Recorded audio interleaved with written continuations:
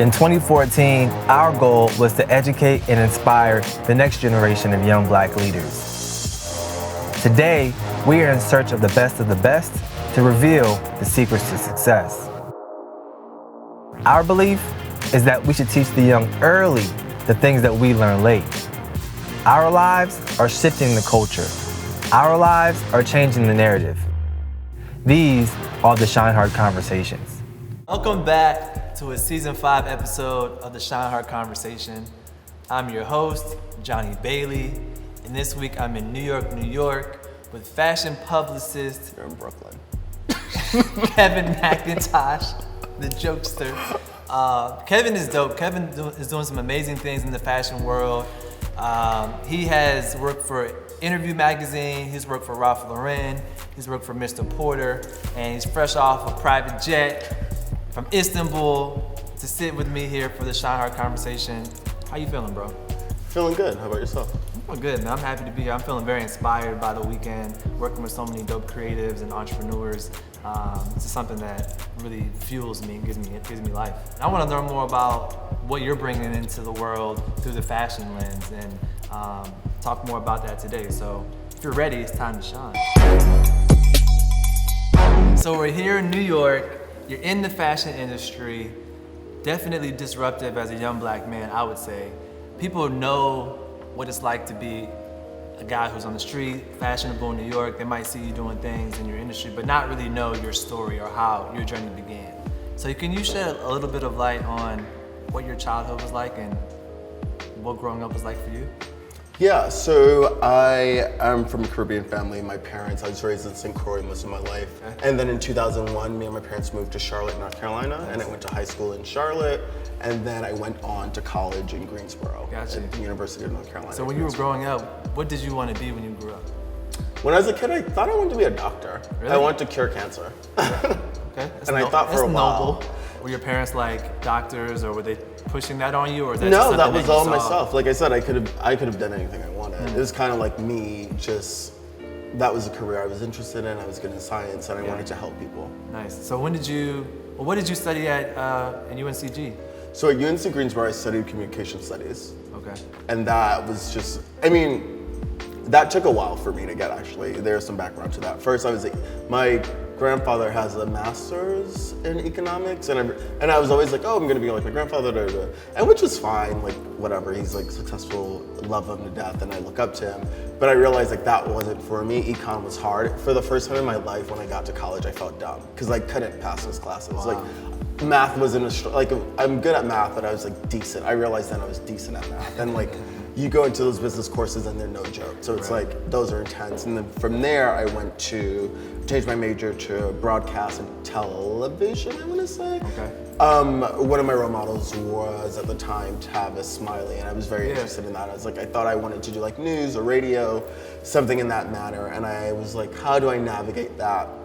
And I think I looked into it a bit more, and I was just like, this is a bit too much broadcast, and I didn't feel like I was getting a good spectrum of, I needed something a bit broader, and I think I wasn't undecided, but maybe I was trying to figure it out for another semester. So my third major, which I landed on, was communication studies, and that was perfect for me. It was like vague enough, but then I was also able to like work in the program in which I needed to, and to get the things I needed to get me to whatever my next step was. And so was that all in like 1 year, or was that maybe 2 No, that years? was 2 years, Gotcha. like 2.5 years. Yeah, that's pretty unique that you had like the maturity to know what you needed from your program at that age. Because I think, I would say the thing about college is, the most valuable lesson that I learned from college, it's teaching you life. It's not like you're there to literally grow up and like to help you maneuver life. And I think that's the thing that college did teach me and that I learned from it. It's like how to maneuver and how to figure out life. Absolutely. For me, going to Hampton, I studied sport management. Really don't work in that industry that much now, but what I really learned from my college experience is culture, excellence. I gained a responsibility as a Black man in America and what that meant, you know. So who I am as a person, my identity was shaped from my college experience, even more from my academic standpoint. So I think that's really unique that you said that. Well, how did you get into fashion? Is it not competitive to get into the fashion industry? Super competitive, but I think you just kind of have to like go into that knowing like not knowing, but you literally have to learn. For me, I didn't have a clue. I'm like, I remember applying to all these jobs and like no one would call me back. And then I like looked more into it, I would read more. And then what I just started doing, I would email and fax and mail my resume and cover letter. And I did that to about like 15 places. One of the places that did call me back was Interview Magazine, and I met with them. And then that's honestly how it got started. And I was taking that communications degree and trying to put that to use in the fashion world. I think it's a little bit of that, but it's just also having willpower and really wanting what you have, like really wanting to go out there and get whatever that is. And for me, it was like, hey, I live in New York. I can do anything here. Why would I be basic? So did you have like a fashion brand on campus? Like, how did you even foster that idea? Like, where did it come from that, hey, maybe I should direct this communication skill that I have and point it to this direction? You know what? I was always been intrigued by fashion. When I was about like 15 or 16, I was lucky enough to get like 3 new things a month, like 3 expensive things a month, and I always get like a pair of shoes or 2 and like a hoodie or something. So I've always been intrigued by fashion. I've always known like designer brands and. Well, when I was a kid, I was wearing starter jackets and like Grant Hill felines.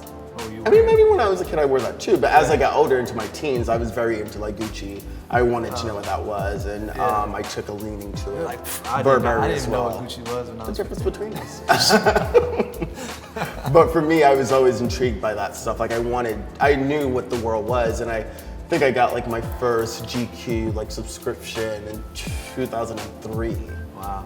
Or before I finished like high school, so like 2002. Yeah. And I had that, and I was like a part, and I would read those magazines, and it kind of sold you on a fantasy. And for me, seeing that I was able to like know more, and I knew what brands were, and I was very intrigued by that. And being a high schooler, I kind of like that stuff. I liked Ralph Lauren. When Kanye West first came out back in the day, like that whole style was like, I was intrigued by that. And I think when I got to college, that kind of like carried over. I've always been around the world from a consumer standpoint. Right. So as I became a consumer myself with my own money, I learned more, I explored the market, and that intriguingness for me kind of led it more into that. Right, so your first job in the industry was with Interview Magazine. Yeah, my first job was an internship, and I interned there for about 8 months, and then I became like the head closet person, and then I became a freelancer with them. You're the biggest rack in the closet.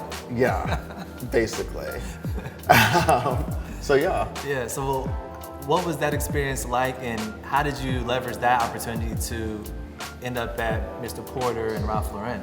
So I think what I learned from that, so fashion, going into it, for me, I had no clue what I was going into. And I didn't understand that, like I understood fashion, but I didn't know the way a fashion magazine worked. And I didn't understand the way a fashion team worked. And going into that, I was able to properly learn that. And I think that gave me the foundation that I needed to move forward, because I learned how everything works, how a run-through works, how getting clothes works, how returning clothes works, getting the set, the importance of advertisers. And I think it's not as easy as people think, because also at that time I was interning, I was like 24, 25, and I was making $5 a day, literally enough to like take the train back and forth. But luckily, like I have these parents, and I also like have like a strong support system in my family. My grandparents and my parents worked extremely hard to make sure like I didn't have to have college, have loans in college. My parents like took care of that. My grandparents took care of that. That's a bless. I went to school for 5.5 years, and that was never a problem for me. I never had to worry about financial aid. And my grandparents are a bit more successful than my parents, but it's always, it was important for me to, one, always go to college. That I knew was non-negotiable. I always knew that was important. But 2, it was important for me to go to college without having to worry about like money. And that was something that I can never thank my parents enough for, and my grandparents, to making sure like that. I remember like being in school and having friends who had like problems with financial aid and waiting for money, and not being definitely. And that was one certainty that I am grateful that they made sure that I never had to worry or stress about. Do you feel like it's your responsibility to create that for the next generation in your life? Yeah, hell yeah, that's important. I mean, that it only makes sense. Why wouldn't I? Right. Yeah. So because of their hard work, like that's one of the reasons I'm here. You know, that was another reason I could like go into interning for $5 a day and not have to worry about like college loans or like paying this or paying that, because I was able to properly like have a support Exactly. And you a saw support system that. and a foundation. And also something both of my grandparents are, or I would say my grandfather, they're both immigrants. My grandmother came from St. Lucia, a small island. My grandmother migrated to St. Croix in the U.S. Virgin Islands, where I was raised. And I feel like my grandmother was an immigrant who moved to a country not for me to just be a basic person.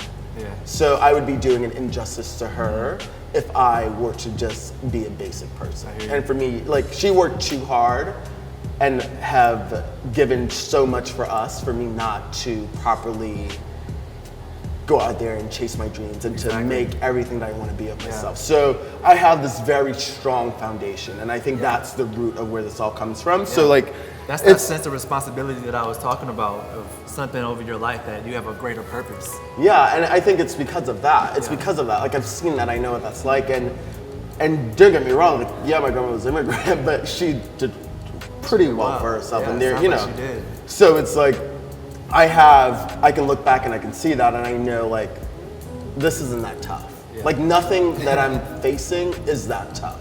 So let's talk about your career as a fashion publicist and what you're doing at Karla Otto New York.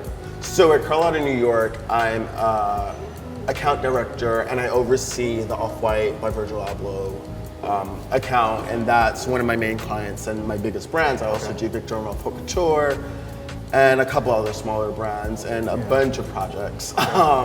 But what I do there is I oversee the communications on a global scale, and I'm the global lead there. So that in itself is a lot, and it's challenging and gives you a lot of room to grow and a lot of room to understand the industry and what fashion means in today's society and what fashion looks like.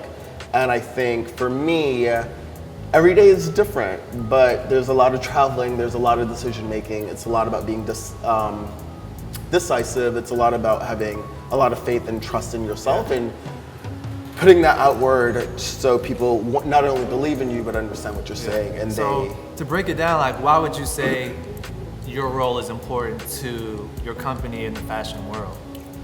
My role is important because I am one of the people who understands and the culture that everyone talks about. We're helping to bring that together, and you help do that together by painting the picture and the image of what the brand should be and what society looks like, and what these events that you organize and do, you're part of that. You're like putting together the list, you're helping what publications the clothing go in, you're helping who the designers talk to.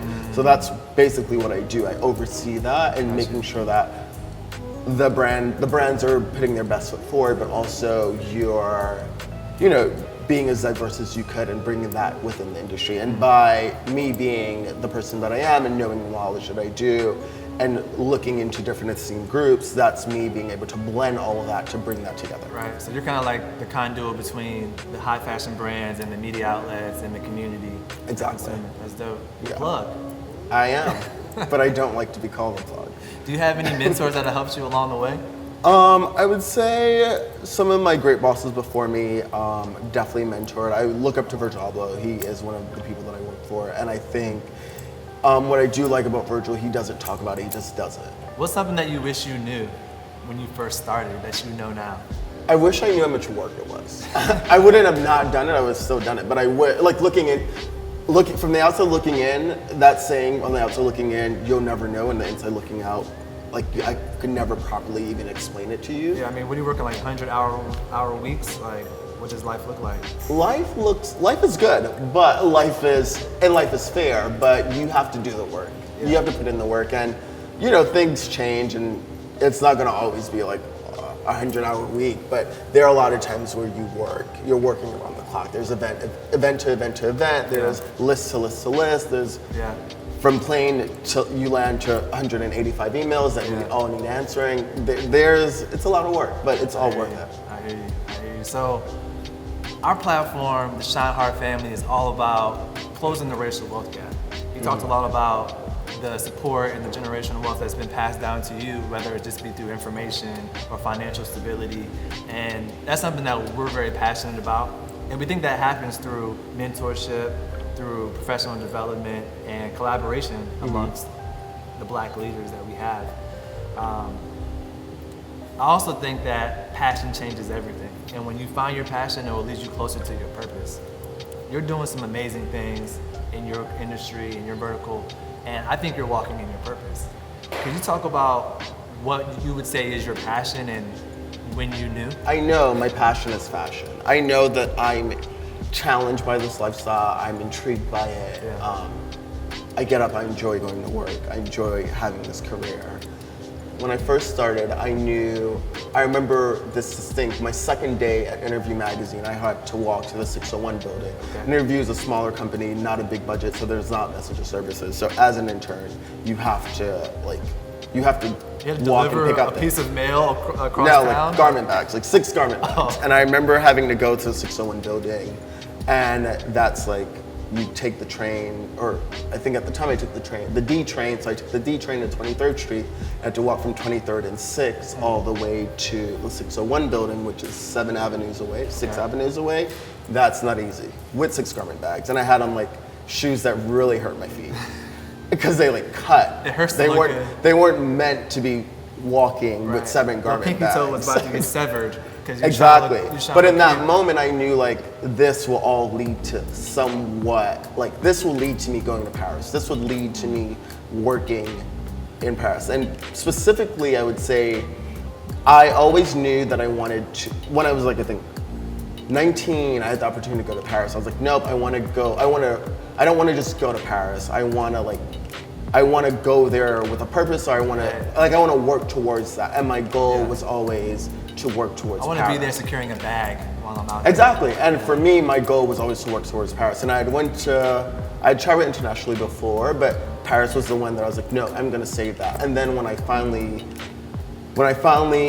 like that day, I was like, no, I'm working towards that, I'm gonna do it. And I think within that day, I knew, like my second day in, I was like, I'm in this to win it. And I remember being like, end all be all, like, I know what I'm leading to. And I've always been focused on that. So I think it came full circle that first time I went to Paris, and I think it was Virgil's like second show, it was like 4 years ago. And I think that first moment when I was like, I worked hard to be here, and this feels amazing. So what inspires you to succeed? I feel like I owe that to my family. Yeah. I think they are succeeding in life, so why wouldn't I? Of course.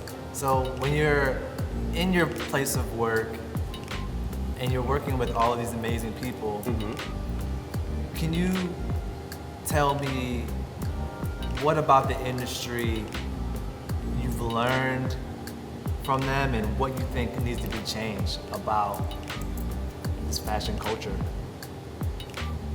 I think fashion's doing a job to become more inclusive. And I think it's moving a little slow, but the job is happening. Yeah. What works for me is being certain. I think throughout my career, what I've learned from my bosses who were great was to be certain and to believe in what you believe in and to stand by that. And to work with things that you believe in and to, when you have an opportunity to use your voice, to use it. And there's some very positive things happening in fashion right now. Like Tyler just shot the cover of Vogue with Beyonce, which was kind of monumental for a black man to shoot the cover of Vogue. And then obviously Virgil is a pioneer in his own right.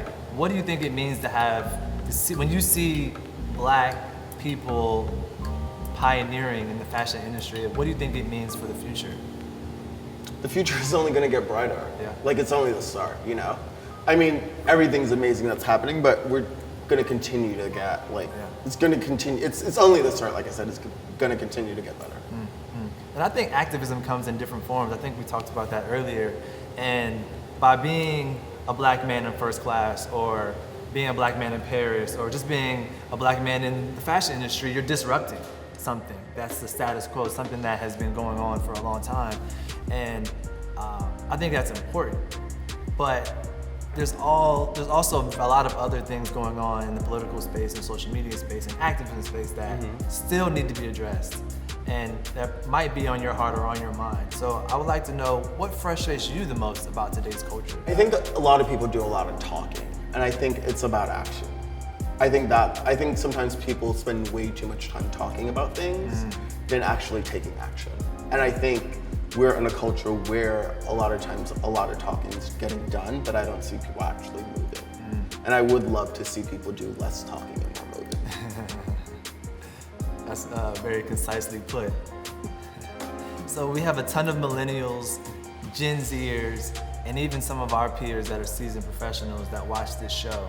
And they're trying to understand, how do I get my foot in the door in a fashion company, or how do I take my career to the next level? What advice would you give to those people about succeeding in your industry, and what's the mindset? I would say start today. Like, email that letter, fax that letter, put it in the mail. You have to reach out, you have to actually do it. I think a lot of people are like, put things off or you're waiting. I think you just have to start.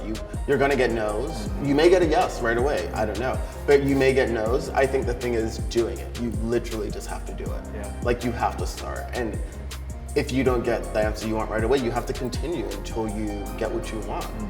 I think that's the only way it's gonna work. You have to form relationships or do your research. I think the internet's like a big space, and now we have like social media that gets you you don't know someone's whole life, but you know a lot about someone to where you can probably like get to them. I received emails to my Gmail that I didn't even know people had my Gmail, which I'm sure you can figure out anyone's Gmail, first name period, last name, or first name, last name at Gmail, Yeah, whatever. it's always a But cadence. taking the effort to actually do it, to like figuring that out, like you just, I will say. Does it really work? Do you respond? Yeah. I respond to anyone. If there's anyone who ever like hits me up or like responds, I know the last show, like there's a kid, Albert, who emailed me the other day. I was like, how did you get my Gmail? But I still responded to him. I was getting ready to get on a plane. But there was this girl in Paris who Insta DM'd me, and she's like, hey, I would do anything to help you. I'm in this industry. I'm a young black female. And I was like, hey, you unfortunately can't help me, but I would love for you to come to the show, experience this. And in my mind, I was like, maybe that's one step further to helping her. I would say the good thing about me, like I come from a place where I was taught things. And all of my interns or assistants, I always try to teach, and the ones that look like me, I give a bit of a harder time to, because I want them to succeed. And I could say like, they're all doing well. Like, they all have jobs. They're still in fashion. They're like killing it. Like, they call me for advice. Like, we can go back and forth. We can talk about things. And I think that is something that, keeps me going. And that's how I think I push them to like, yeah, you see me hanging out with someone cool, but I do a lot of work to get there, and I did a lot of work, and I want them to understand that. And I think I want them to see like, you can do that too, but you gotta do the work. And that's why I always make sure to like, make sure spelling's correct on lists, and make sure like no one's handing me a report that's crazy. Because that's the stuff that matters. And if you wanna be good, you wanna be cool, like someone needs to know that you're thorough. And if you're not thorough, no one wants to mess with you. Well, man, this has been a really powerful interview.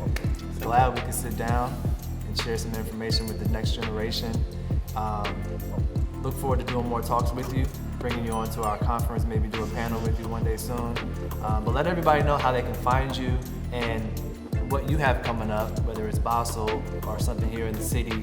And talk to the people.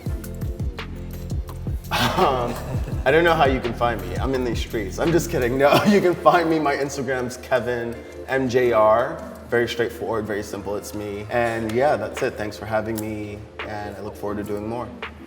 Dope. So you guys can find me, Johnny Bailey, at @1JohnnyBailey. Of course, follow ShineHard Fam on Instagram.